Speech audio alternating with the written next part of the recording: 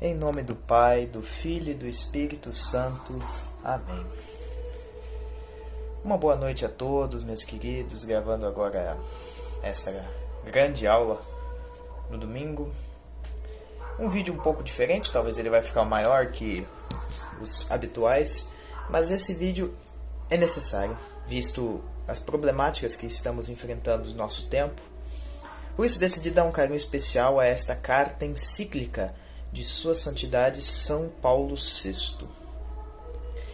Algumas considerações iniciais. São Paulo VI escreveu essa carta em 1968. Tá? Foi uma carta encíclica polêmica para a época. Até hoje, se for dizer a verdade. Mas porque ela ensinou alguma coisa errada? Não, pelo contrário. Nunca uma carta encíclica foi tão mal recebida, inclusive pela Igreja. Mas não porque ela ensinou alguma coisa errada. Pelo contrário, porque ela ensinou a doutrina da Igreja num mundo relativizado. Então, um mundo que estava relativizando o amor, que estava relativizando as relações homem e mulher, nós temos que lembrar que nessa época nós temos o movimento hippie. São Paulo VI escreve esta encíclica maravilhosa, mas infelizmente ela foi tão custosa para seu pontificado que durante 10 anos até a sua morte ele não escreveu mais nenhuma carta encíclica. Falaremos então da belíssima Humanae Vitae. Tá? Vamos ler a carta. Recomendo que você tenha ela em mãos ou o PDF da Santa Sé. Vai estar disponível aqui na descrição. Vamos ler parágrafo por parágrafo e discorrer sobre o que São Paulo VI estava querendo dizer e de onde podemos tirar o grande ensinamento da doutrina da Igreja. Então vamos começar, tá? Carta encíclica Humanae Vitae de Sua Santidade Papa Paulo VI aos veneráveis irmãos patriarcas, arcebispos, bispos e outros ordinários do lugar em paz e em comunhão com a Sé Apostólica, ao clero e aos fiéis de todo o mundo católico e também a todos os homens de boa vontade sobre a regulação da natalidade. Aqui ele já deixa claro qual a temática da carta, tá? Veneráveis irmãos e diletos filhos. Todo o documento pontifício, ou seja, documento proveniente da Santa Sé, tem uma introdução antes de realmente começar. É uma introdução onde ele quer jogar uma ideia básica sobre o tema, aí ele começa a discorrer de fato, certo? Então essa é a introdução. A introdução se chama a transmissão da vida. E todo documento que vocês verem sobre, quem estiver aí, vai ver um númerozinho do lado do parágrafo. Qualquer documento da Igreja começa assim. Isso significa artigo. Artigo número 1, não é parágrafo, porque vocês vão perceber que existem alguns que estão separados e não são o mesmo parágrafo. É a mesma ideia de artigo, tá? Considerem assim. Onde ele quer exprimir uma ideia. Termina uma ideia, começa outra. Artigo 1. O gravíssimo dever de transmitir a vida humana, pelo qual os esposos são os colaboradores livres e responsáveis de Deus Criador, foi sempre para eles fonte de grandes alegrias, se bem que, algumas vezes, acompanhadas de não poucas dificuldades e angústias. Bom, aqui já podemos analisar que São Paulo VI já quer nos exprimir que o dever do matrimônio é algo de grande júbilo, é algo que traz a alegria ao casal, ter filhos, ter o amor, mas não quer dizer que ele não seja difícil. Possui suas dificuldades, seja às vezes falta de recursos, seja qualquer outra coisa do tipo, tá? Próximo parágrafo. Em todos os tempos, o cumprimento desse dever pôs à consciência dos cônjuges sérios problemas. Mas, mais recentemente, com o desenvolver-se da sociedade, produziram-se modificações tais que fazem aparecer questões novas que a Igreja não podia ignorar, tratando-se de matéria que tão de perto diz respeito à vida e à felicidade dos homens.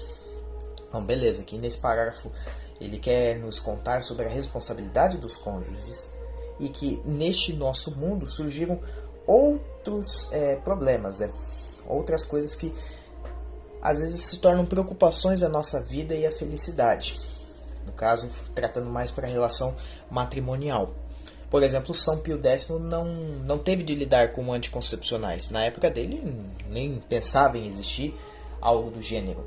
Mas com a explosão no movimento hippie na década de 60, e como todos nós sabemos, já vamos falar disso um pouquinho mais para frente, os casos de coisas pesadas como orgias, sexos entre os jovens, fez-se necessário então essa noção desse novo problema, a igreja dar alguma resposta. Tá? Aqui vai começar de fato a encíclica. Capítulo número 1, aspectos novos do problema e competência do magistério. Subtópico 1, ou seja, tem o capítulo e tem o subtópico, visão nova do problema. Tá? Artigo número 2. As mudanças que se verificaram foram efetivamente notáveis e de vários gêneros. Trata-se, antes de mais, do rápido desenvolvimento demográfico. Muitos são os que manifestam receio de que a população mundial cresça mais rapidamente do que os recursos à sua disposição, com a crescente angústia de tantas famílias e povos em vias de desenvolvimento. De tal modo que é grande tentação das autoridades de contrapor a este perigo com medidas radicais. Depois, as condições de trabalho e de habitação, do mesmo modo que as novas exigências, tanto no campo econômico como no da educação, não raro tornam hoje difícil de manter convenientemente um número elevado de filhos. Ora, aqui o Santo Padre fala sobre uma polêmica, que todos nós sabemos é uma grande bobagem, de um filósofo chamado Thomas Malthus. Para quem conhece um pouco de geografia, até mesmo de filosofia, vai conhecer esse homem. Ele era um filósofo britânico que escreveu a teoria malthusiana. Basicamente, o que é a teoria malthusiana? Depois da Revolução Industrial, Malthus percebeu que a quantidade populacional, a população, começou a crescer de forma geométrica, numa função geométrica, ou seja, ela explodiu. Enquanto a produção de alimentos de forma aritmética. De acordo com a conclusão dele, vai faltar comida para as pessoas, porque as pessoas começaram a crescer, o número populacional cresceu demais.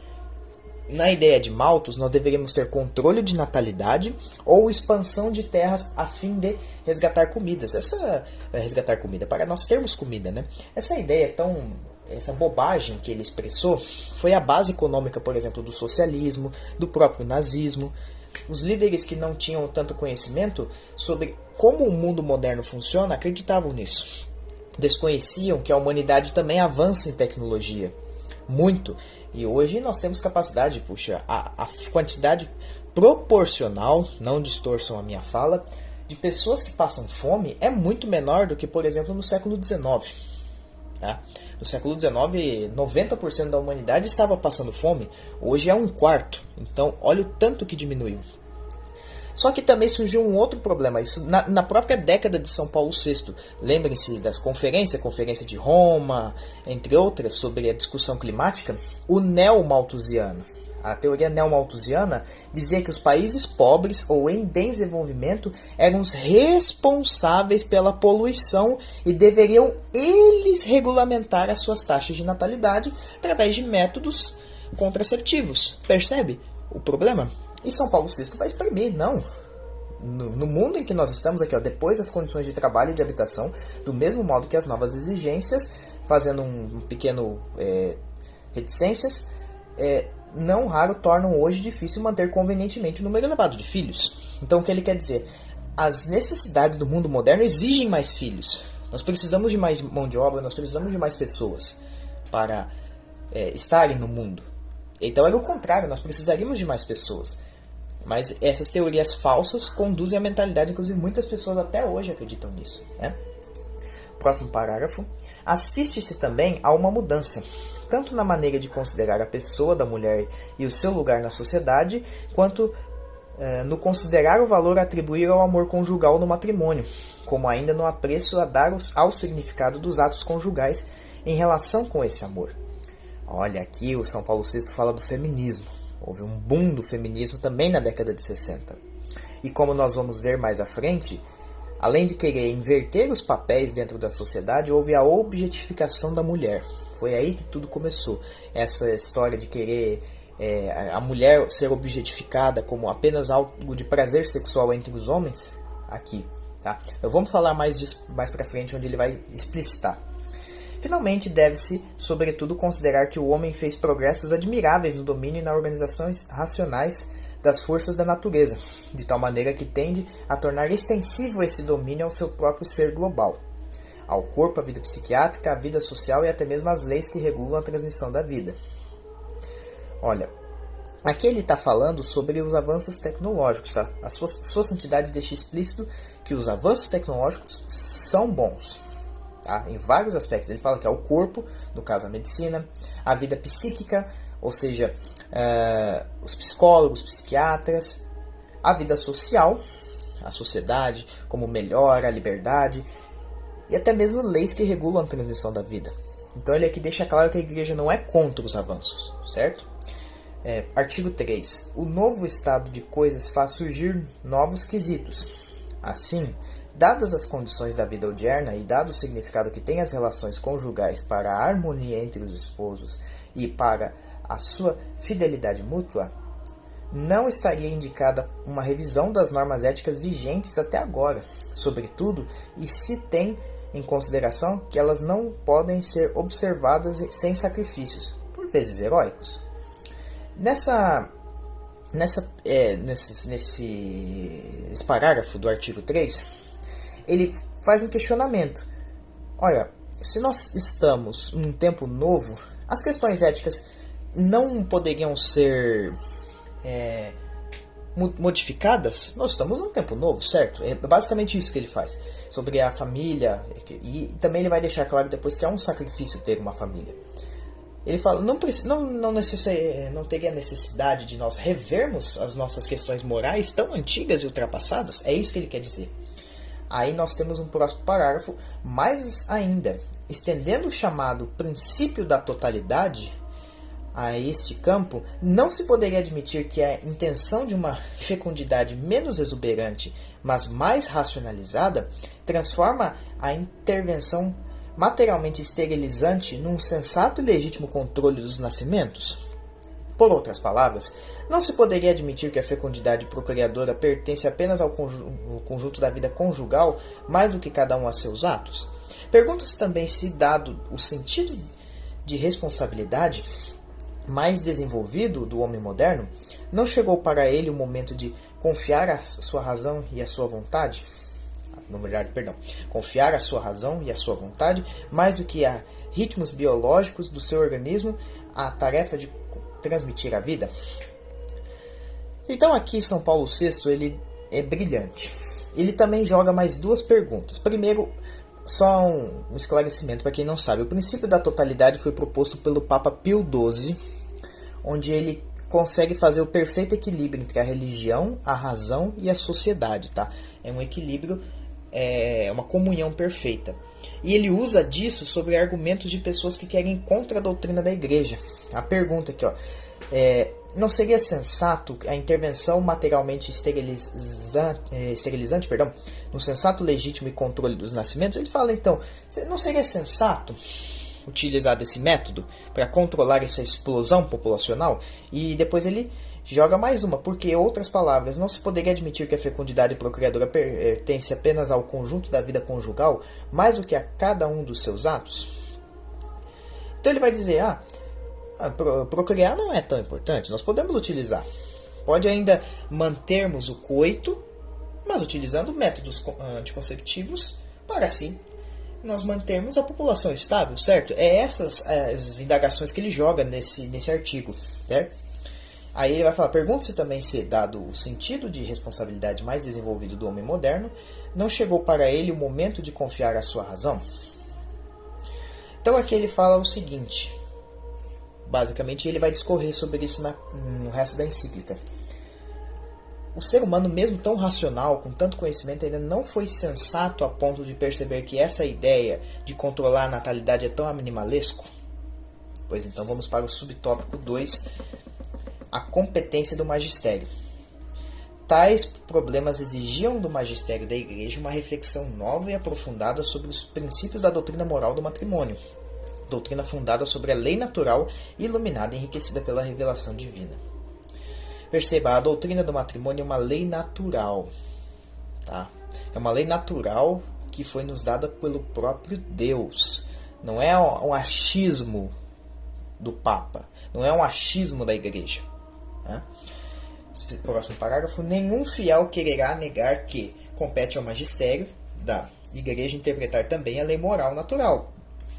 É incontestável, na verdade, como declaram muitas vezes nossos predecessores, que Jesus Cristo, ao comunicar a Pedro e aos apóstolos a sua autoridade divina e ao enviá-los a ensinar a todos os povos os seus mandamentos, os constituía guardas e intérpretes autênticos de toda a lei moral, ou seja, não só da lei evangélica, como também da natural, dado que ela é igualmente expressão da vontade divina e que sua observância é do mesmo modo necessária para a salvação. Então aqui Paulo VI vai dizer que muito antes de ser um problema religioso é moral e é natural, e que como a natureza foi criada por Deus, o Romano Pontífice, no caso o magistério da Igreja, aqui interpretado, pode sim opinar sobre questões naturais, porque compete a ele. A nossa fé não é só algo imaginário, não é só algo que fique só nos livros de teologia. Não. Ela também se aplica à realidade, porque a realidade foi criada por Deus, percebe? Então é isso que ele exprime aqui nesse parágrafo, de maneira belíssima. Em conformidade com esta missão, a Igreja apresentou sempre e mais amplamente em tempos recentes um ensino coerente, tanto acerca da natureza do matrimônio, como acerca do reto uso dos direitos conjugais e acerca dos deveres dos cônjuges. Então aqui ele está falando que a Igreja já ensinou qual que é o dever do matrimônio. Tá? Qual é a natureza do matrimônio, que depois nós vamos nos aprofundar mais adiante na encíclica. Subtópico 3. Estudos especiais, artigo 5º. A consciência desta mesma missão levou-nos a confiar e a ampliar a comissão de estudo que nosso predecessor, de venerável memória, hoje nós conhecemos como São João XXIII, tinha constituído, em março de 1963. Esta comissão, que incluía também alguns casais de esposos, além de muitos estudiosos de várias matérias pertinentes, tinha por finalidade, primeiro, recolher opiniões sobre os novos problemas respeitantes à vida conjugal, e em particular a regulação da natalidade, e depois fornecer os elementos oportunos de informação para que o magistério pudesse dar uma resposta adequada à expectativa não só dos fiéis, mas mesmo da opinião pública mundial. Então perceba, qual que é essa comissão que ele está falando? Essa comissão é a alocação, a comissão para o estudo dos problemas da população, da família e da natalidade. Quem convocou foi Sua Santidade o Papa João XXIII, ainda em 63, no começo da década de 60, quando surgiu esse problema. O Papa João XXIII chamou vários setores da sociedade para discutir sobre esse tema tão polêmico. E logo adiante nós vamos ver que a resposta, dessa comissão e de vários outros temas, culminou nessa encíclica. Os trabalhos destes peritos, assim como os pareceres e os conselhos que lhes vieram juntar, enviados espontaneamente ou adrede solicitados, de bom número dos nossos irmãos no episcopado, permitiram-nos ponderar melhor todos os aspectos deste assunto complexo. Por isso, do fundo do coração, exprimimos a todos o nosso vivo reconhecimento. Então aqui ele vai começar a expor as respostas nos próximos subtópicos e nos próximos capítulos. Tá? Ele mesmo diz, é uma soma de vários estudos. Subtópico 4, a resposta do magistério. Artigo 6.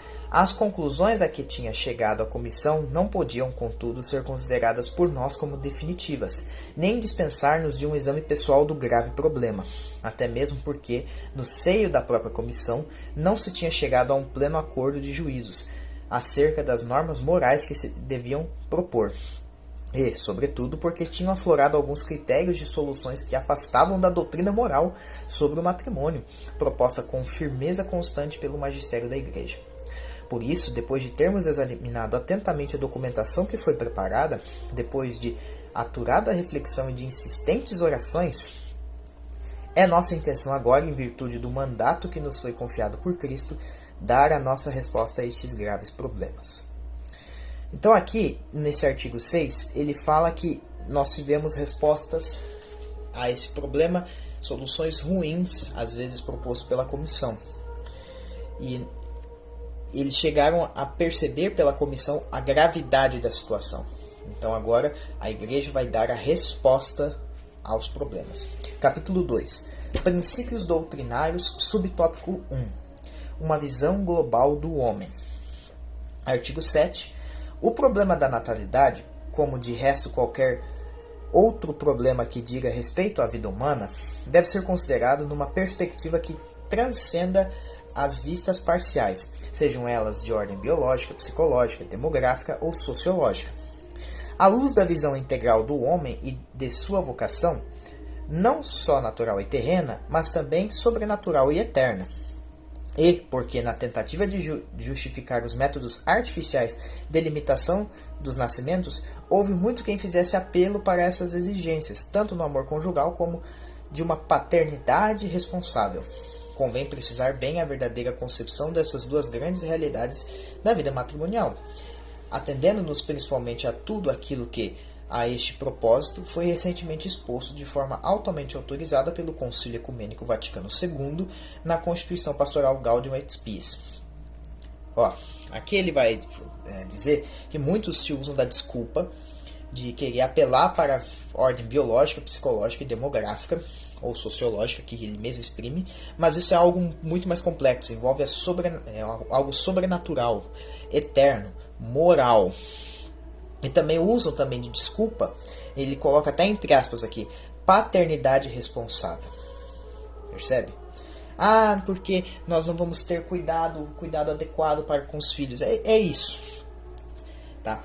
E essa resposta vai ser dada mais à frente, inclusive ele cita o documento Gaudium et Spes do Concílio Vaticano II. Tá? Subtópico 2, o amor conjugal. O amor conjugal exprime... artigo 8, perdão. O amor conjugal exprime a verdadeira natureza e nobreza, quando se considera na forma a fonte suprema, Deus que é amor. Abre aspas, o Pai, do qual toda a paternidade nos céus e na terra toma o nome. Então aqui ele exprime o matrimônio é como Deus ama a criação. Foi uma forma que Deus deixou na relação pai e mãe, o amor como Deus ama a sua criação, o amor que os pais têm pelo filho. Né? Próximo parágrafo. O matrimônio não é, portanto, fruto do acaso ou produto de forças naturais inconscientes. É uma instituição sapiente do Criador, para realizar na humanidade o seu desígnio de amor mediante a doação pessoal recíproca, que lhes é própria e exclusiva. Os esposos tendem à comunhão dos seus seres, em vista de um aperfeiçoamento mútuo pessoal para colaborarem com Deus na geração e educação de novas vidas. Depois, para os batizados, o matrimônio reveste a dignidade de sinal sacramental da graça, enquanto representa a união de Cristo com a Igreja. Então aqui Paulo VI exprime que o matrimônio é uma instituição divina, é uma graça de Deus. Não é algo, um instinto humano. Porque se você for olhar a história da humanidade, realmente não é. Comunidades antigas, como a Grécia Antiga, lá a ideia de matrimônio era inconcebível. Nós tínhamos orgias, é só vocês verem as imagens, a antiga comunidade pagã romana, a ideia de casar, de você ter só uma mulher, não se imaginava. Mas o povo hebreu que recebeu revelação divina seguiu essa linha e Jesus reiterou, transformou em sacramento. Ele próprio diz aqui, é um sacramento, é algo que nos santifica. O matrimônio é uma forma de se santificar. E ela é muito mais do que apenas o coito. A comunhão dos seus seres em vista ao aperfeiçoamento mútuo. Tá? Aperfeiçoamento mútuo. O casal cresce um ajudando o outro para a educação de novas vidas. É uma doação recíproca. Ele mesmo escreve aqui. Percebe? E no pequeno trechinho aqui no final do subtópico é representado basicamente a união de Cristo com a igreja. O amor de um casal é como o amor de Cristo pela igreja. Não é à toa que nós dizemos que Cristo é casado com a igreja. Tá? Aqui nós temos uma parte que não é um subtópico, é mais um esclarecimento. As características do amor conjugal. Artigo 9. Nesta luz aparecem-nos claramente as notas características do amor conjugal, acerca das quais é da máxima importância ter uma ideia exata. É, antes de mais nada, um amor plenamente humano, quer dizer, ao mesmo tempo espiritual e sensível, não é, portanto, um simples ímpeto do instinto ou do sentimento, mas é também, e principalmente, ato de vontade livre destinado a manter-se e a crescer, mediante as alegrias e as dores da vida cotidiana, de tal modo que os esposos têm de se tornar um só coração e uma só alma e alcancem juntos a sua perfeição humana. Muito lindo esse artigo, no começo do artigo 9, esse parágrafo. São Paulo VI exprime que o matrimônio não é algo animalesco. Você não vê animais se casando e fazendo juramentos a Deus para serem livres da vida. Pode ter até alguma espécie de animal que fique com o mesmo parceiro o resto da vida, por exemplo, algumas aves. Mas não é como o matrimônio. O matrimônio é um recíproco amor. É o amor conjugal, é se santificar. É algo que os animais não fazem. Os animais não têm consciência. Quando chega um período de reprodução, eles vão reproduzir. Quando chegam algo do tipo, eles vão cometer. Os animais não têm a noção do ser humano. É só você ver como um cachorro. Um cachorro, ele faz relações sexuais com irmãos, com mãe, e assim, mas para eles não é problema. Percebe? Para o animal não é problema. Mas para o ser humano, tá? Próximo parágrafo. E depois, um amor total, quer dizer, uma forma muito especial de amizade pessoal, em que os esposos geralmente compartilham todas as coisas, sem reservas indevidas e sem cálculos egoístas. Quem ama verdadeiramente o próprio consorte não ama somente por aquilo que dele recebe, mas por ele mesmo, por poder enriquecê-lo com o dom de si próprio. Essa daí é um puxão de orelha para os casais que querem ter segredos um do outro, tá? Esse parágrafo ele fala que o amor é total. Você compartilha tudo. Você se torna uma carne com a sua mulher ou seu marido, tá? Aqui, ó, sem reservas indevidas, ou seja, sem ficar guardando pornografia, sem cálculos egoístas, ficar querendo separar as coisas, esconder as coisas do próximo. Quem ama verdadeiramente o próprio consorte não ama somente por aquilo que dele recebe, mas por ele mesmo, por poder enriquecê-lo com o dom de si próprio. Você não ama uma pessoa só pelo corpo, percebe? Só por ela ser bonita, mas por ela te enriquecer. É ainda amor fiel e exclusivo até a morte. Assim, o concebam efetivamente o esposo e a esposa no dia que assumem livremente e com plena consciência o compromisso do vínculo matrimonial. Fidelidade que por vezes pode ser difícil, mas que é sempre nobre e meritória. Ninguém o pode negar. O exemplo de tantos esposos que, através dos séculos, demonstra não só que ela é consentânea com a natureza do matrimônio, mas que é dela como de fonte que flui uma felicidade íntima e duradoura. Então é que ele diz que o matrimônio é eterno, ele é fiel, amoroso e sobrevive às adversidades. Mesmo que seja difícil, nós temos que lutar para manter o matrimônio vivo, né? É, finalmente, amor fecundo que não se esgota na comunhão entre os cônjuges, mas que está destinado a continuar-se, suscitando novas vidas.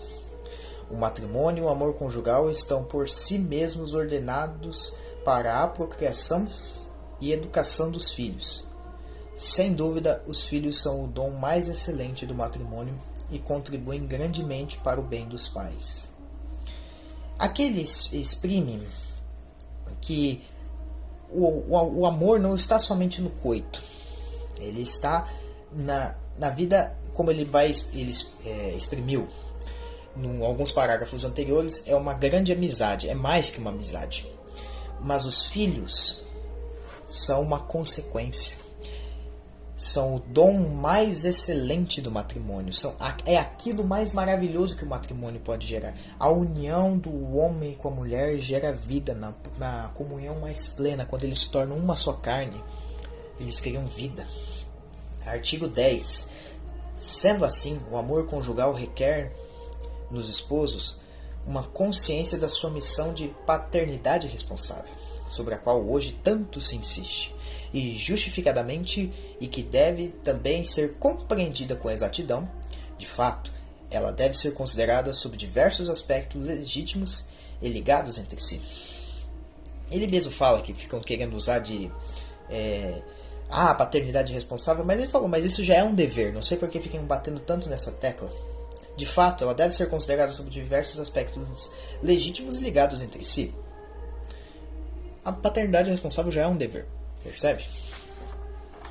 Em relação com os processos biológicos, paternidade responsável significa conhecimento e respeito pelas suas funções. A inteligência descobre, no poder de dar vida, leis biológicas que fazem parte da pessoa humana. Tá? Então aqui ele fala sobre como a inteligência descobriu quais são os processos que fazem parte na hora de dar vida. As coisas detalhe por detalhe que antes era desconhecido. Tá? Em relação às tendências do instinto e das paixões, a paternidade responsável significa o necessário domínio que a razão e a vontade devem exercer sobre elas. Tá? Você não vai viver pelos instintos. Se agora eu quero fazer, se agora eu quero buscar o sexo. Não. O sexo é algo competente com a razão e com pleno amor. Não se pode deixar se levar para o instinto. Você não é um animal irracional. Próximo parágrafo. Em relação às condições físicas, econômicas, psicológicas e sociais, a paternidade responsável exerce tanto com a deliberação ponderada e generosa de fazer crescer uma família numerosa, como toda a decisão tomada por motivos graves e com respeito pela lei moral, de evitar temporariamente, ou mesmo por tempo indeterminado, um novo nascimento. Então aqui ele fala sobre que a igreja sim te dá o direito de você não querer ter uma família muito numerosa, ou de você poder fazer pausas na procriação para você não ter que ficar enchendo uma casa de um monte de gente, um monte de pessoas, e você não tem condições de sustentá-las. E essa é a paternidade responsável, para você não ser irresponsável. Hoje muitas famílias sofrem disso. Eles são irresponsáveis a ponto de terem tantos filhos sem ter a capacidade de criar e criam mal e porcamente. Tá? Próximo parágrafo. Paternidade responsável comporta ainda, e principalmente, uma relação mais profunda com a ordem moral objetiva, estabelecida por Deus, de que a consciência reta é intérprete e fiel. O exercício responsável da paternidade implica, portanto, que os cônjuges reconheçam plenamente os próprios deveres para com Deus, para consigo os próprios e para com a família e para com a sociedade, numa justa hierarquia de valores. Para consigo próprio. Trava-língua, perdão. Então aqui nesse parágrafo ele vai expressar que os pais / os cônjuges têm que entender o seu papel na sociedade como família. Tá? É um exercício responsável de paternidade implica, portanto, que os cônjuges reconheçam plenamente os próprios deveres para com Deus, perceba, para com Deus, para consigo próprios, e para com a família e para com a sociedade numa justa hierarquia de valores. Aqui ele coloca até uma hierarquia. A família tem que colocar em primeiro lugar Deus, não colocar eles próprios, não colocar a própria família e não colocar a sociedade. O que a sociedade vai achar? Primeiro você tem que pensar o que Deus acha, depois o que vocês acham, depois o que a família acha, depois a sociedade. A sociedade em último lugar. O que importa é Deus. Próximo parágrafo. Na missão de transmitir a vida, eles não são, portanto, livres para procederem a seu próprio bel prazer, como se pudessem determinar de maneira absolutamente autônoma as vias honestas a seguir, mas devem sim conformar o seu agir com a intenção criadora de Deus, expressa na própria natureza do matrimônio e de seus atos, manifestada pelo ensino constante da igreja. Então aqui ele fala o seguinte: não é dever do casal querer brincar de Deus. Ponto. Não quero ter filhos. Eu casei, só quero ter 2 filhos e acabou. Não. Você não tem que ter. Você não é Deus. Essa competência é de Deus. Deus que vai dizer quantos filhos você vai ter. Tá? É vontade de Deus. Não é vontade do casal. Eu vou casar para ter quantos filhos. Eu vou casar para fazer isso. Não. Você vai obedecer à vontade de Deus. Ponto. Subtópico 3. Respeitar a natureza e a finalidade do ato matrimonial, artigo 11. Estes atos, com os quais os esposos se unem em casta intimidade e através dos quais se transmite a vida humana, são, como recordou o recente Concílio Vaticano II, honestos e dignos, e não deixam de ser legítimos se, por causas independentes da vontade dos cônjuges, se prevê que vão ser infecundos, pois que permanecem destinados a exprimir e a consolidar a sua união. De fato, como atesta a experiência, não se segue sempre uma nova vida a cada um dos atos conjugais. Deus dispôs com sabedoria leis e ritmos naturais de fecundidade, que já por si mesmos distanciam o suceder-se dos nascimentos. Mas, chamando a atenção dos homens para a observância das normas da lei natural, interpretada pela doutrina constante, a Igreja ensina que qualquer ato matrimonial deve permanecer aberto à transmissão à vida. Inseparáveis os dois aspectos, união e procriação. Inseparáveis os dois aspectos, união e procriação. É importante salientar que de toda a carta encíclica, salvo o engano, só tendo certeza, esta é a única parte que São Paulo VI faz questão de destacar, com exceção dos subtópicos e dos títulos, explicativos. Inseparáveis os dois aspectos, união e procriação. Veja, São Paulo VI exprime nesse parágrafo que não tem problema um casal infértil realizar o ato conjugal, porque eles estão dentro da família, estão dentro do matrimônio, e o coito ele tem essas duas funções, inseparáveis os dois aspectos. União, ou seja, o que é a união? Unir o casal, manter ele vivo, e procriação, gerar vida. Ora, se o casal é impedido de procriar, ele pode continuar fazendo um ato sexual sem problema nenhum, só que aberto à vida. Vai que acontece algum milagre. Então não se usa anticoncepcionais, não se usa nada do tipo, nem camisinhas ou coisa do tipo, ok? Então, aberto à vida e pode sim a união, tá? Artigo 2. Esta doutrina, muitas vezes exposta pelo magistério, está fundada sobre a conexão inseparável que Deus quis e que o homem não pode alterar por sua iniciativa entre os dois significados do ato conjugal, significativo unitivo e o significado procriador, significado unitivo e o significado procriador, ponto. Então aqui ele ressalta o que foi dito no parágrafo anterior, tá? No artigo anterior. É inseparável, que Deus criou essa iniciativa. Isso tanto une o casal quanto gera vida, certo? Continuação do artigo 12. Na verdade, pela sua estrutura íntima, o ato conjugal, ao mesmo tempo que une profundamente os esposos, torna-os aptos para a geração de novas vidas, segundo leis inscritas no próprio ser do homem e da mulher, salvaguardando estes dois aspectos essenciais, unitivo e procriador. O ato conjugal conserva integralmente o sentido de amor mútuo e verdadeiro e sua ordenação para a altíssima vocação do homem para a paternidade. Nós pensamos que os homens do nosso tempo estão particularmente em condições de aprender o caráter profundamente razoável e humano deste princípio fundamental. Então aqui, São Paulo VI, nesse subtópico, ele fala que essa é a natureza do matrimônio. Deus criou o sexo justamente para unir o casal e para gerar vida. Os dois não são coisas separadas, são unidas, certo? E no final ele até dá um puxão de orelha. Os homens do nosso tempo têm condições de entender isso. Tipo, como se, poxa, não é possível. Ele depois vai falar isso outras vezes.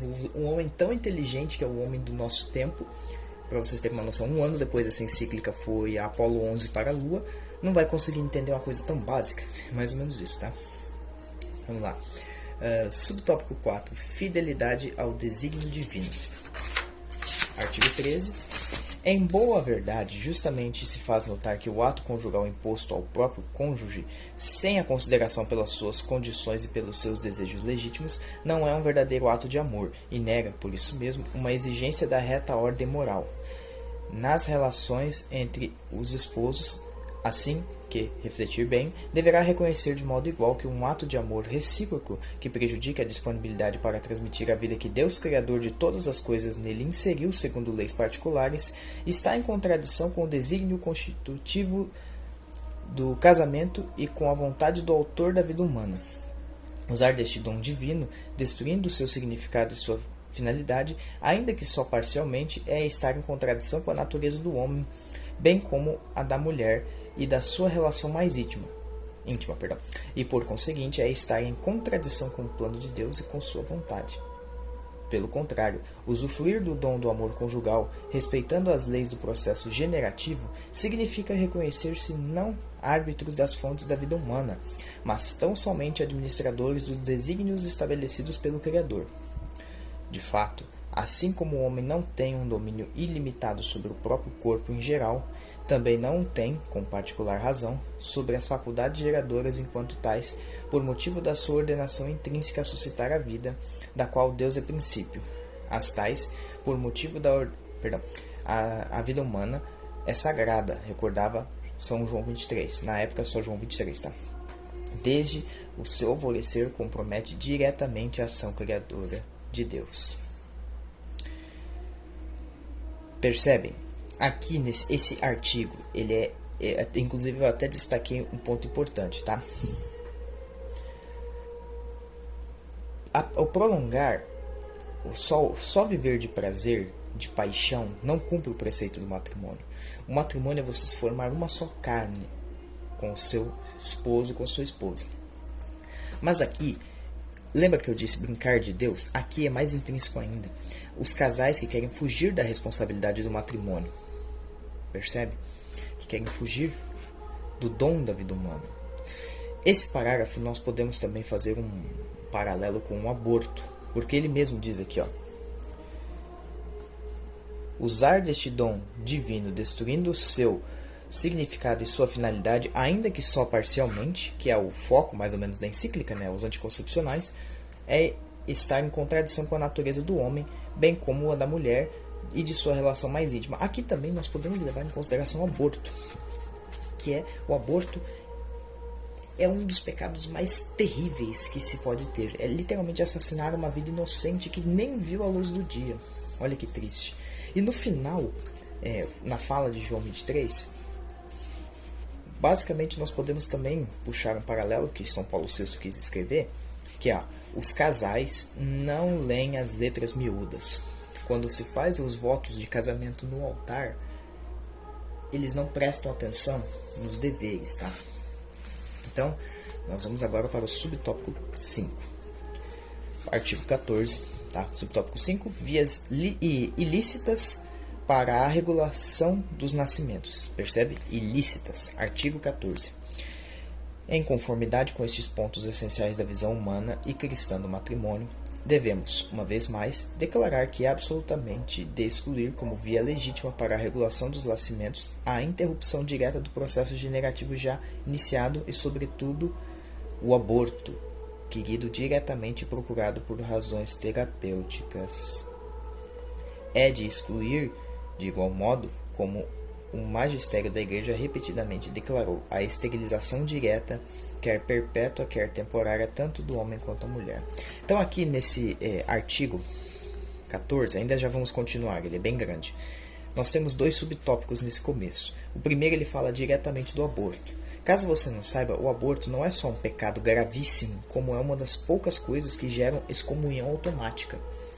Por exemplo, se eu cometo adultério, eu estou em pecado grave. Mas quando eu cometo um aborto, seja pelo consentimento do marido e da mulher, excomunhão, é anátema. Então aqui ele fala, não pode de forma nenhuma, é ilícito. E o embaixo é excluir, ó, esterilização direta, quer perpétua, quer temporária, tanto do homem quanto da mulher. Então aqui, ó, perpétua, vasectomia, laqueadura, tá? E temporária, que é a pílula do dia seguinte. A mulher não fica infértil para sempre. Então aqui, basicamente, ele fala também é errado. É de um peso tão grande, é quase como um aborto, só que diferente. Vamos continuar o parágrafo. É ainda de excluir toda ação que, ou em previsão do ato conjugal, ou durante a sua realização, ou também durante o desenvolvimento das consequências naturais, se proponha como fim ou como meio tornar impossível a procriação. Tá? É algo visto como pecado aqui, que o São Paulo VI quer exprimir, que isso é terrível, a procriação tem que acontecer. Não, isso é ilícito no caso aqui que o povo propõe, camisinha. Não se podem invocar como razões válidas para a justificação dos atos conjugais tornados intencionalmente infecundos o mal menor, ou o fato de que tais atos constituíam um todo com os atos fecundos que foram realizados ou que depois se sucederam, e que, portanto, compartilham da única e idêntica bondade moral dos mesmos. Na verdade, se é lícito, algumas vezes, tolerar um mal menor para evitar um mal maior, ou para promover um bem superior, nunca é lícito, nem sequer por razões gravíssimas, fazer o mal para que daí provenha um bem.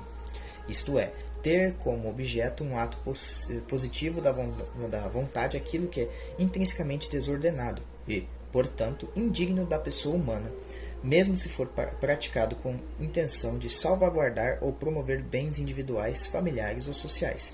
É um erro, por conseguinte, pensar que um ato conjugal, tornado voluntariamente infecundo e, por isso, intrinsecamente desonesto, possa ser coordenado pelo conjunto de uma vida conjugal fecunda.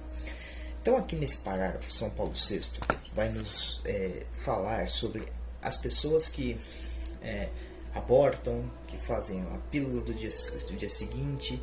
Ele mesmo diz: tolerar o mal menor para evitar um mal maior. Quando ele quer dizer essa parte, mal menor, gerar a vida, qual que é o mal maior? Abortar. Abortar, matar, condena a mãe ao inferno e perde-se uma alma de uma criança. Porque as pessoas elas querem fazer o mal para gerar um bem. Só que na verdade isso você está causando um mal ainda maior. Tá certo?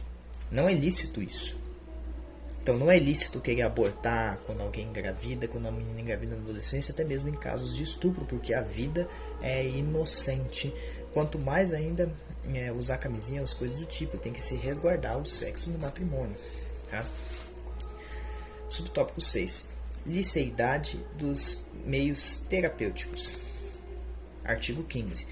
Aqui ele vai falar sobre os meios lícitos. Tá? A Igreja, por outro lado, não considera ilícito o recurso aos meios terapêuticos verdadeiramente necessários para curar doenças do organismo, ainda que daí venha a resultar um impedimento, mesmo que previsto, à procriação, desde que tal impedimento não seja por motivo nenhum querido diretamente. Aqui São Paulo VI vai nos dizer, eu vou abrir um parênteses, as meninas que precisam tomar anticoncepcional e os homens que precisam tomar Viagra. Sim, existem pessoas que precisam tomar esses remédios. O Viagra e o anticoncepcional foram criados como remédios e o povo que transformou isso numa, vamos dizer, uma ferramenta de prazer. Existem meninas que, se não tomarem anticoncepcional, elas podem morrer por conta de problemas no útero.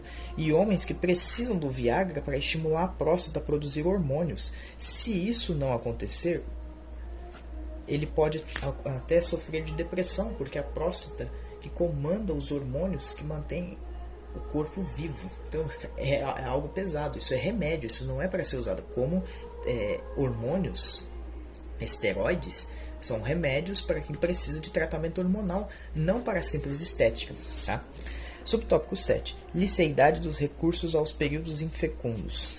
Artigo 16. Contra esses ensinamentos da Igreja sobre a moral conjugal, objeta-se hoje, como já fizemos notar mais acima, que é prerrogativa da inteligência humana dominar as energias proporcionadas pela natureza irracional e orientá-las para um fim conforme com o bem do homem. Ora, sendo assim, perguntam-se alguns se atualmente não será talvez razoável em muitas circunstâncias recorrer à regulação artificial dos nascimentos, uma vez que, com isso, se obtém a harmonia e a tranquilidade da família e melhores condições para a educação dos filhos já nascidos. A este quesito é necessário responder com clareza. A Igreja é a primeira a elogiar e a recomendar a intervenção da inteligência, numa obra que tão de perto associa a criatura racional com seu Criador, mas afirma também que isso deve fazer respeitando sempre a ordem estabelecida por Deus. Então aqui, ele diz que o matrimônio é algo racional, mas ele aborda também outro aspecto. Aquelas pessoas que querem dar a desculpa que nós fizemos a relação sexual, engravidamos, porque pensa, o matrimônio são uma carne só, engravidamos, e nós não temos condições de manter a criança. Por que não é interessante tu abortar? Por que não é interessante fazer com camisinha? a igreja diz, nós temos que ter racionalidade. Mais para baixo ele vai dizer que não... que tem sim, pode ter um tempo de espera, pode usar métodos lícitos, mas não, isso já é irresponsabilidade, percebe? Continuando o artigo 16, se, portanto, existem motivos sérios para distanciar os nascimentos que derivem ou das condições físicas ou psicológicas dos cônjuges ou de circunstâncias exteriores, a Igreja ensina que, então, é lícito ter em conta os ritmos naturais imanentes às funções geradoras para usar do matrimônio só nos períodos infecundos, e, deste modo, regular a natalidade sem ofender os princípios morais que acabamos de recordar. Então, aqui a Igreja diz que pode sim realizar um ato sexual sem ser no período fértil. Você não precisa ficar querendo engravidar toda hora, né? Você pode sim fazer um período sem ser fértil, tá? A igreja é coerente consigo própria, quando assim considera lícito o recurso aos períodos infecundos, ao mesmo tempo que condena sempre como ilícitos os usos dos meios diretamente contrários à fecundação, mesmo que tal uso seja inspirado em razões que podem aparecer honestas e sérias. Na realidade, entre os dois casos existe uma diferença essencial.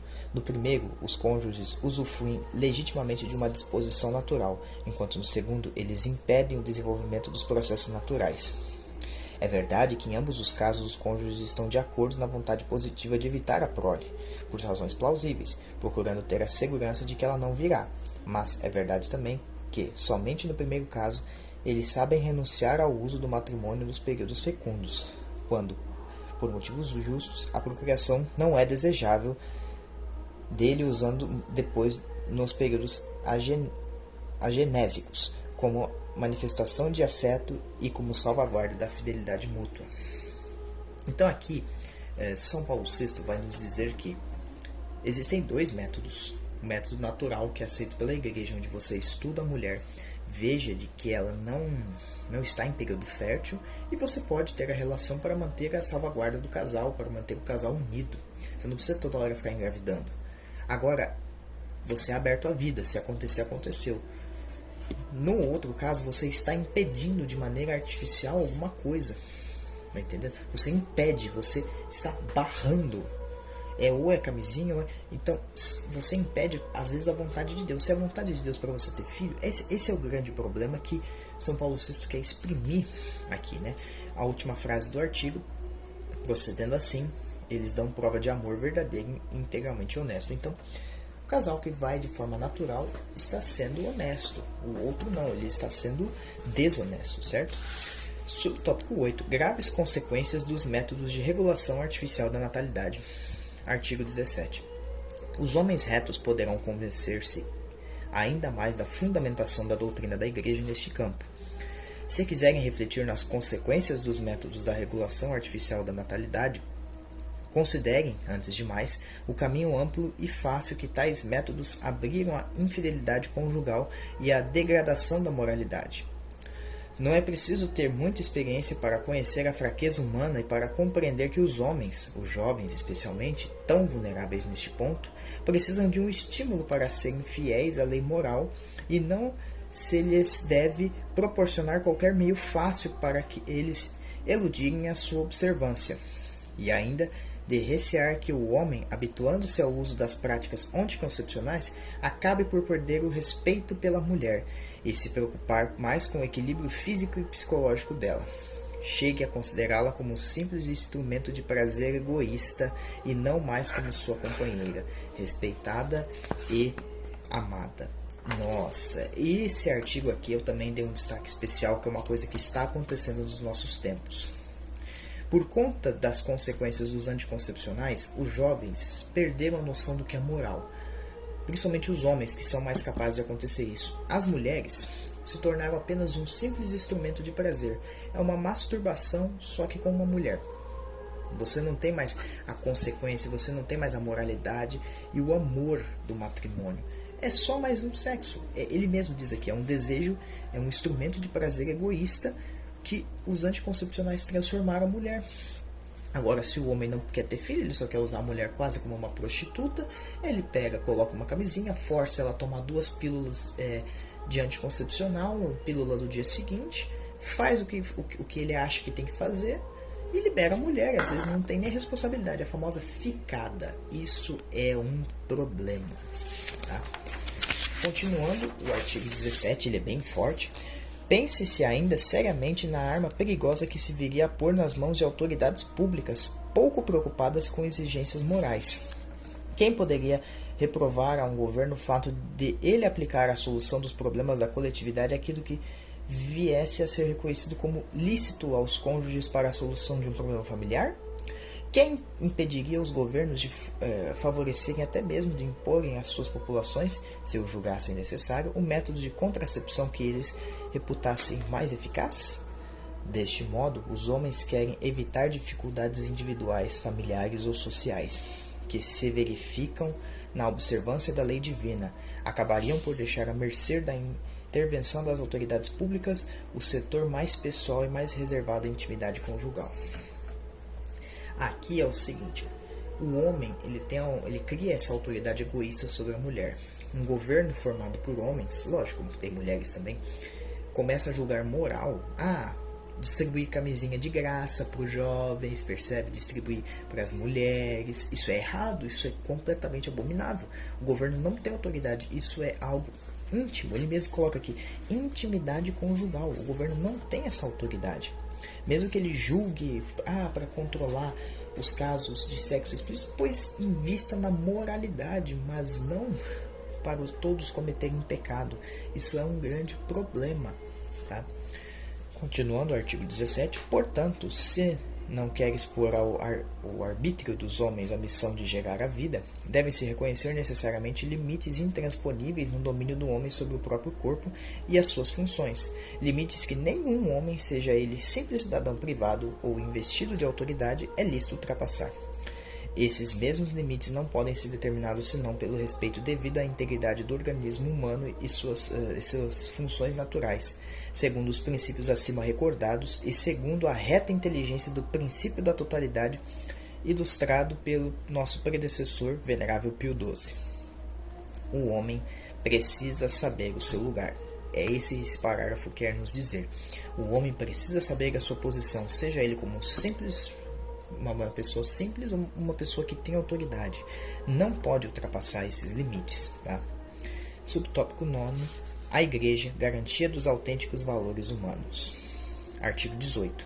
É de prever que esses ensinamentos não serão, talvez, acolhidos por todos facilmente. São muitas vezes as vozes, amplificadas pelos meios modernos de propaganda, que estão em contraste com a da Igreja, a bem dizer a verdade. Esta não se surpreende de ser a semelhança do seu divino fundador, objeto de contradição, mas nem por isso ela deixa de proclamar com humilde firmeza a lei moral toda, tanto a natural como a evangélica. Ou seja, aqui a Igreja, no caso São Paulo VI, diz que a Igreja é a verdade, mas nem sempre ela está de acordo com a mídia. Então, é sempre assim, a contradição. A Igreja contradiz o mundo. Ora, o mundo está dizendo que uma coisa é certa e a Igreja diz que não. Eu prefiro ficar do lado da Igreja. Continuando o artigo 18. A Igreja não foi autora dessa lei e não pode, portanto, ser árbitra da mesma, mas somente depositária e intérprete, sem nunca poder declarar lícito aquilo que não é, pela sua íntima e imutável oposição ao verdadeiro bem comum. Então aqui, a Igreja diz que ela não inventou essa lei do nada. Essa lei foi Deus, o Criador do universo, da natureza e do que nós conhecemos como realidade, que disse que essa lei é certa ou não. Continuando o artigo 18. Ao defender a moral conjugal na sua integridade, a Igreja sabe que está contribuindo para a instauração de uma civilização verdadeiramente humana.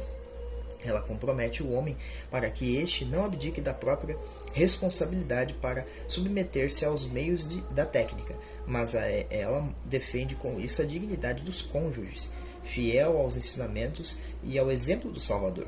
Ela mostra-se amiga sincera e desinteressada dos homens, aos quais quer ajudar. Agora, já no seu itinerário terrestre, a participarem como filhos na vida do Deus vivo, Pai de todos os homens. Então aqui a Igreja diz que ela quer ajudar ela. Se vocês seguirem os ensinamentos da Igreja, vocês terão um mundo muito moral, muito melhor de se viver. E isso é completamente verdade. Ela quer acolher a todos porque ela é instituição divina. Tá? Capítulo 3, diretivas pastorais. Subtópico 1, a Igreja Mãe e Mestra. Artigo 19. A nossa palavra não seria a expressão adequada do pensamento e das solicitudes da Igreja, Mãe e Mestra de todos os povos, se, depois de termos assim chamado os homens à observância e respeito da lei divina, no que se refere ao matrimônio, ela os não confortasse no caminho de uma regulação honesta da natalidade. Não obstante as difíceis condições que hoje afligem as famílias e as populações, a Igreja, de fato, não pode adotar para com os homens uma atitude diferente da do Redentor. Conhece as suas fraquezas, tem compaixão das multidões, acolhe os pecadores, mas não pode renunciar a ensinar a lei que na realidade é a própria de uma vida humana, restituída à verdade originária e conduzida pelo Espírito de Deus. Então aqui a Igreja diz, nós acolheremos os pecadores, mas a gente não pode negar a lei de Deus. Nós não podemos abraçar o pecado. Nós não podemos. Nós acolhemos o pecador, condenamos o pecado. Subtópico 2. Possibilidade de observância da lei divina. Artigo 20. A doutrina da Igreja sobre a regulação dos nascimentos, que promulga a lei divina, parecerá, aos olhos de muitos, de difícil ou de mesmo impossível atuação. Certamente que, como todas as realidades grandiosas e benéficas, ela exige um empenho sério e muitos esforços individuais, familiares e sociais. Mais ainda, ela não seria de fato viável sem o auxílio de Deus, que apoia e corrobora a boa vontade dos homens.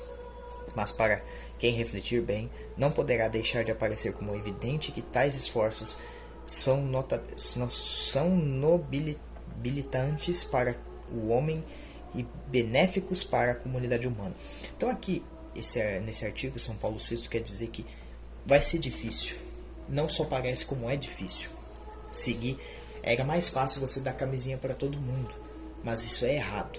Então a Igreja diz, é difícil, mas no final é compensador. Tá?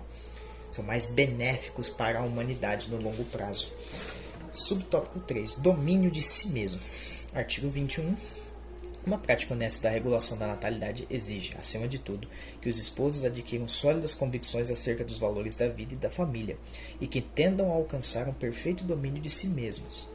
O domínio do instinto, mediante a razão e a vontade livre, impõe indubitavelmente uma ascese para que as manifestações afetivas da vida conjugal sejam conformes com a ordem reta e, em particular, concretiza-se essa ascese na observância da continência periódica. Mas esta disciplina, própria da pureza dos esposos, longe de ser nociva ao amor conjugal, confere-lhe, pelo contrário, um valor humano bem mais elevado. Requer um esforço contínuo, mas, graças ao seu benéfico influxo, os cônjuges desenvolvem integralmente a sua personalidade, enriquecendo-se de valores espirituais. Ela acarreta à vida familiar frutos de serenidade e de paz, e facilita a solução de outros problemas, favorece as atenções dos cônjuges um para o outro, ajuda-os a extirpar o egoísmo, inimigo do verdadeiro amor, e enraiza-os no seu sentido de responsabilidade no cumprimento de seus deveres. Além disso, os pais adquirem com ela a capacidade de influência mais profunda e eficaz para educarem os filhos. As crianças e a juventude crescem numa estima exata dos valores humanos e num desenvolvimento serênico e harmônico das faculdades espirituais e sensitivas. Ou seja, nesse artigo aqui, São Paulo VI fala sobre nós dominarmos os nossos impulsos animalescos e reforça que combater o egoísmo de viver a busca pelo prazer, o hedonismo também, é o amor. Usar da razão, usar da cumplicidade, isso pode ser levado pelas gerações. Isso é o amor. E as gerações futuras saberão que a moralidade e a defenderão com unhas e dentes. Subtópico 4. Criar um ambiente favorável à castidade. Esse aqui é legal. Artigo 22. Queremos nessa altura chamar a atenção dos educadores e de todos aqueles que desempenham tarefas de responsabilidade em ordem ao bem comum da convivência humana para a necessidade de criar um clima favorável à educação para a castidade, isto é, ao triunfo da liberdade sã sobre a licenciosidade mediante o respeito da ordem moral. Nós sabemos que a castidade é algo... agora sou eu falando, tá? Não o texto. É algo louvável. Porém, o nosso mundo, ele peca por instigar o sexo até mesmo numa foto. Tá? Então aqui ele fala que nós temos que criar não um clima que leve as pessoas ao pecado, mas sim que leve as pessoas a serem castas. Tá? Continuando o parágrafo. Tudo aquilo que nos modernos meios de comunicação social leva à excitação dos sentidos, ao desregramento dos costumes, bem como as formas de pornografia ou de espetáculos licenciosos, devem suscitar a reação franca e unânime de todas as pessoas solicitas pelo progresso da civilização e defesa dos bens do espírito humano. Em vão se procurará justificar essas depravações com pretensões exigências artísticas ou científicas, ou tirar partido para argumentar da liberdade deixada neste campo por parte das autoridades públicas. Aqui São Paulo VI vai dizer, mesmo que seja legítimo, na sétima arte, sei lá, ficar mostrando o corpo, ficar exibindo o corpo nu, isso é errado. Criar um clima sobre a distância, nós precisamos nos afastar da pornografia e da lascívia, isso é um desrespeito ao espírito humano. Esse artigo vai justamente contrário àquela exposição de arte terrível que aconteceu, onde um homem nu foi tocado por crianças. Isso não pode ser permitido, mesmo que, sei lá, a ciência diga que não tem nada a ver, que a arte diga que não tem nada a ver, isso não pode ser permitido, porque isso é imoral. Artigo 23, tópico, é um tópico, não é um subtópico, apelo aos governantes. Nós queremos dizer aos governantes que são os principais responsáveis pelo bem comum e que dispõem de tantas possibilidades para salvaguardar os costumes morais, não permitais que se degrade a moralidade das vossas populações. Não admitais que se introduzam legalmente naquela célula fundamental que é a família, práticas contrárias à lei natural e divina. Existe uma outra via pela qual os poderes públicos podem e devem contribuir para a solução do problema demográfico. É a via política familiar providente de uma sábia educação das populações que respeite a lei moral e a liberdade dos cidadãos. Então aqui ele fala, para os governos, não apelem para destruir a família. Apelem para ensinar a lei moral, a educação para a liberdade dos cidadãos, e não destruam a família. Continuação do artigo 23, estamos absolutamente concisos das graves dificuldades em que se encontram os poderes públicos a este respeito, especialmente nos países em via de desenvolvimento. Dedicamos mesmo às suas preocupações legítimas a nossa encíclica Populum Progressio, mas com o nosso predecessor São João 23, repetimos, essas dificuldades não se podem vencer recorrendo a métodos e meios que são indignos do homem e que só encontram a sua explicação num conceito estritamente materialista do homem e da vida. A verdadeira solução encontra-se num progresso econômico e social que respeite e fomente os genuínos valores humanos, indivíduos e sociais. Fecha aspas. Nem se poderá, ainda sem injusta grave, tornar a providência divina responsável por aquilo que, bem ao contrário, depende de menos sensatez de governo, de um insuficiente sentido da justiça social, de monopólios egoístas ou também de reprovável indolência no enfrentar os esforços e os sacrifícios necessários para garantir a elevação do nível de vida e de população e de todos os seus membros.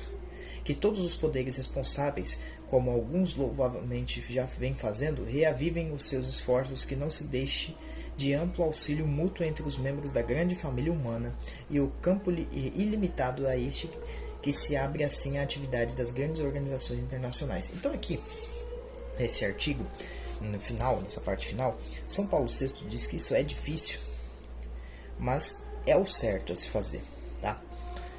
E que não enxerguem as relações sexuais como um simples materialismo. Isso o próprio São João 23 escreve aqui. O materialismo, todo mundo sabe que é a visão marxista da coisa. Mistura o materialismo de Heidegger com pensamentos marxistas. A vida não é isso, a vida é algo mais, é algo sobrenatural, é algo lindo. A dificuldade vale a pena, mesmo em países que estão passando por dificuldades em via de desenvolvimento, mas não pode se perder a moralidade. Continuando, tópico aos homens de ciência, artigo 24, ou seja, os cientistas. Queremos agora exprimir o nosso encorajamento aos homens de ciência, os quais podem dar um contributo grande para o bem do matrimônio e da família e para a paz das consciências, se esforçarem por esclarecer mais profundamente com estudos convergentes às diversas condições favoráveis a uma honesta regulação da procriação humana.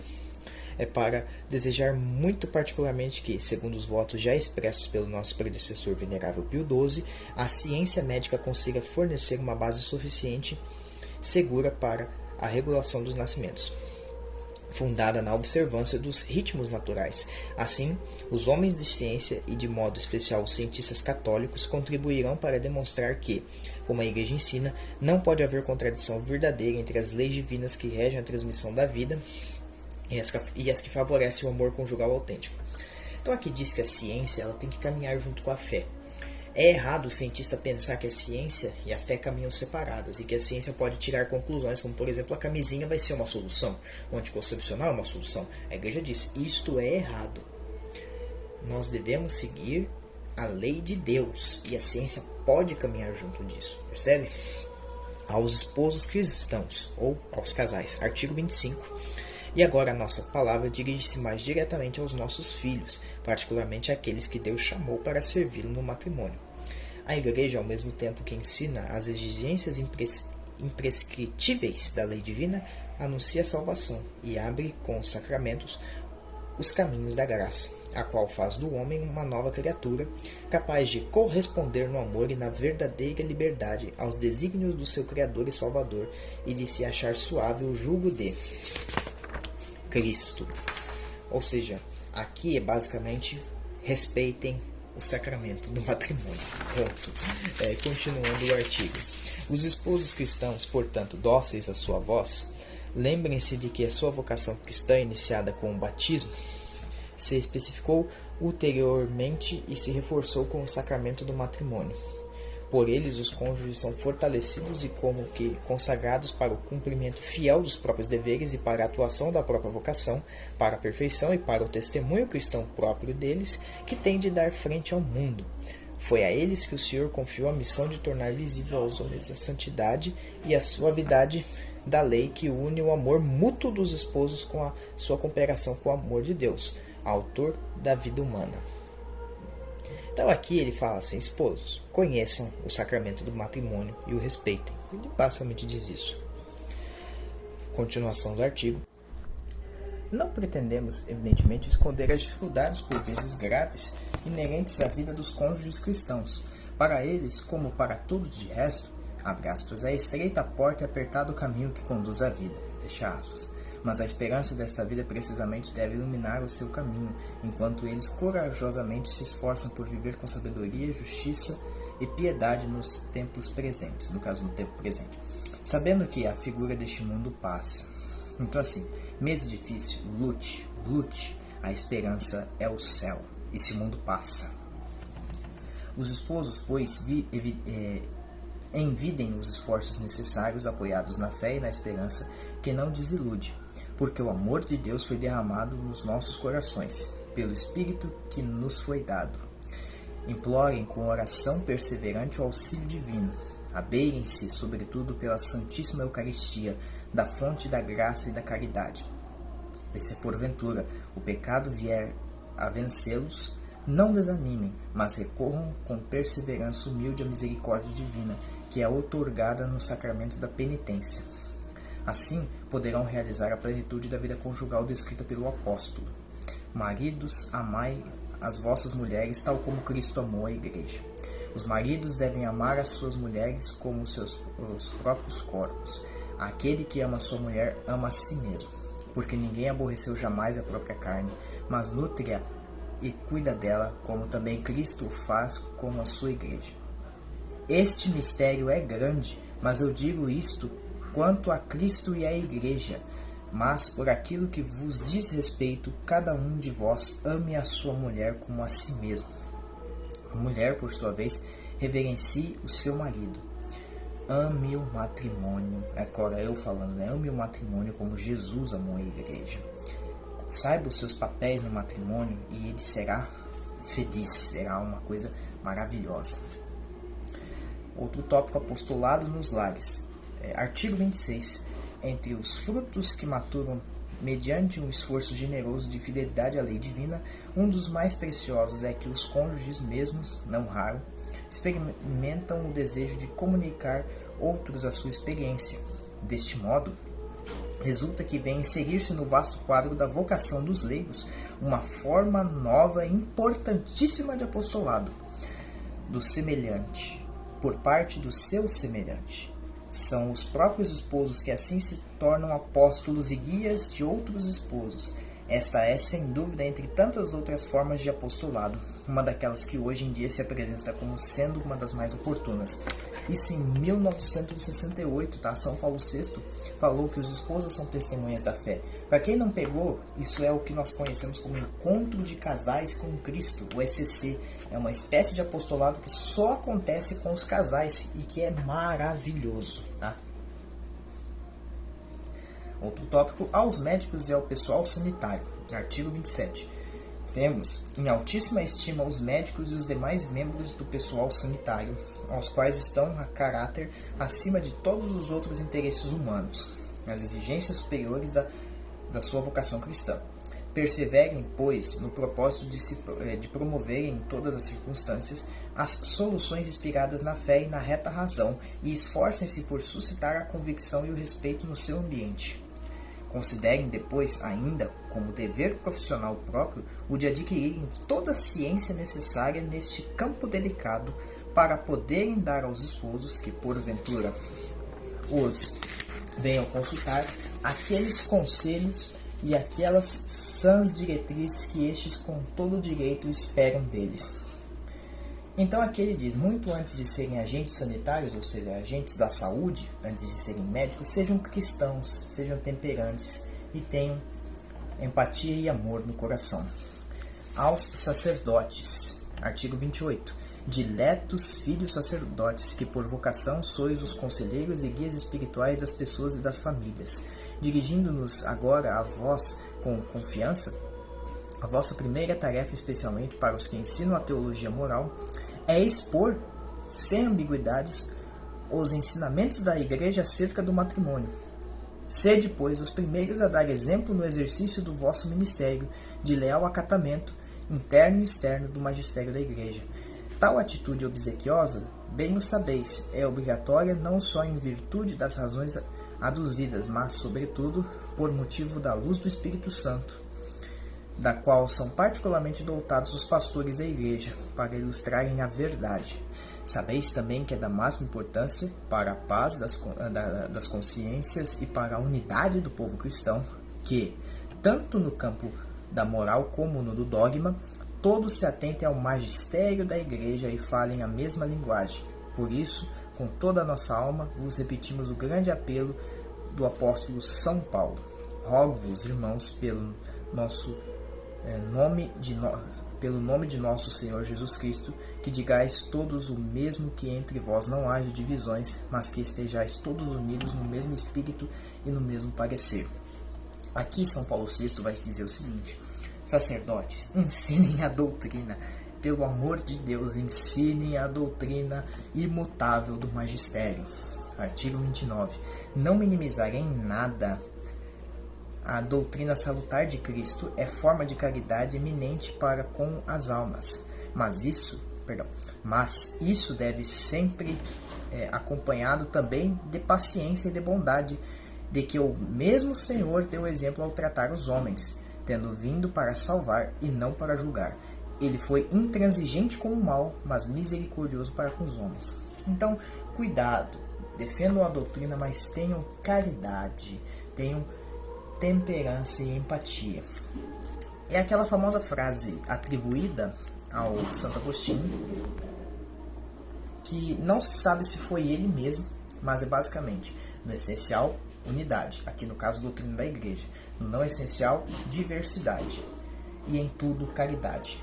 Então, no essencial, isso é errado, ponto. No que não é essencial, diversidade.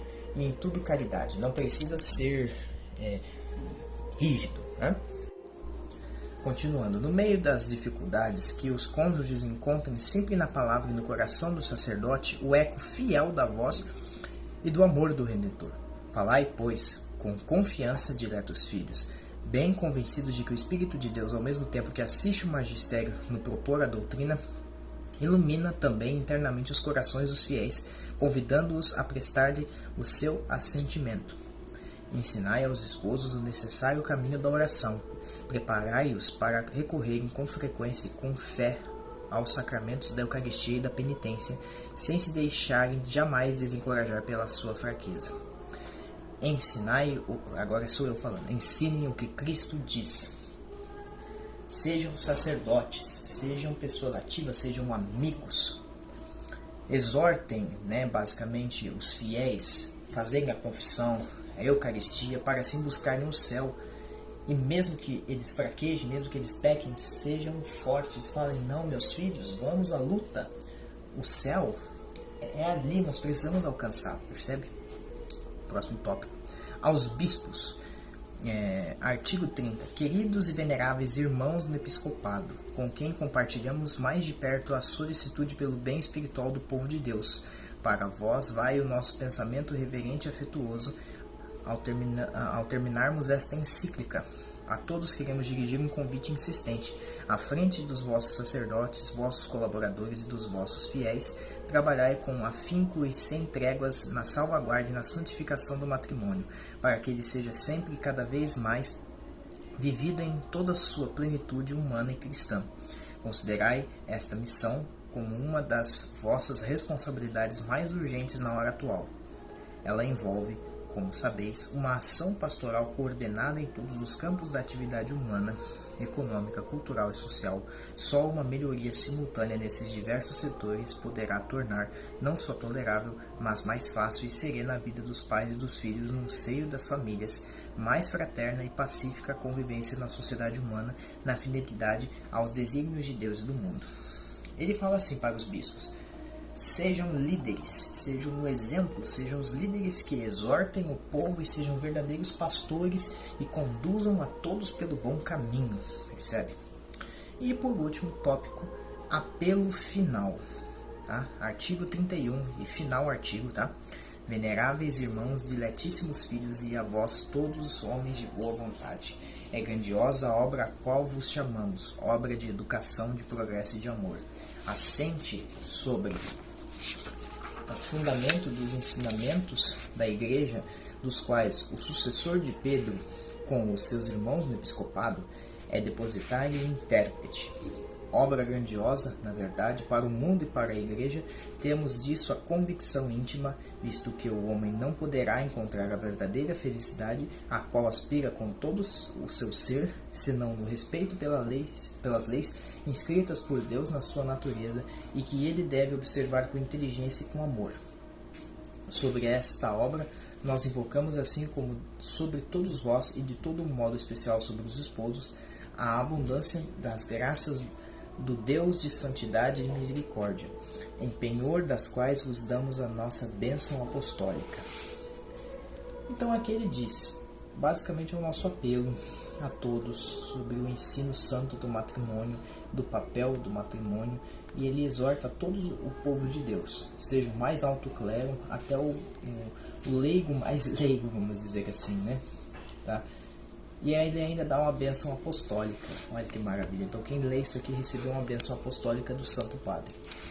Finalzinho, dada em Roma, junto de São Pedro, na festa de São Tiago Apóstolo, 25 de julho de 1968. Sexto ano do nosso pontificado. Santo Padre Papa Paulo VI.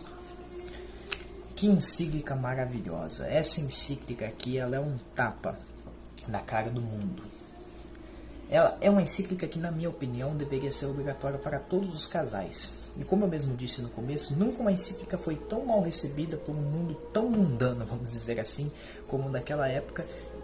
E ela é profética. Basicamente, o que Paulo VI escreveu em 68 está acontecendo hoje. A mulher virou um objeto sexual. E estamos perdendo o sentido do matrimônio. Populações inteiras estão morrendo porque não procuram mais filhos, como é o caso da Alemanha e de boa parte da Europa. Então, é um desejo particular meu. Tá? Estudem a doutrina da Igreja e aprendam com ela. Tá? Aqui foi este belíssimo documento comentado por mim, né? Vamos dizer assim, a Humana Vitae. Um vídeo mais longo, mas maravilhoso, tá? Louvado seja nosso Senhor Jesus Cristo, para sempre seja louvado. Meus queridos, ide em paz, o Senhor vos acompanhe. Em nome do Pai, do Filho e do Espírito Santo. Amém.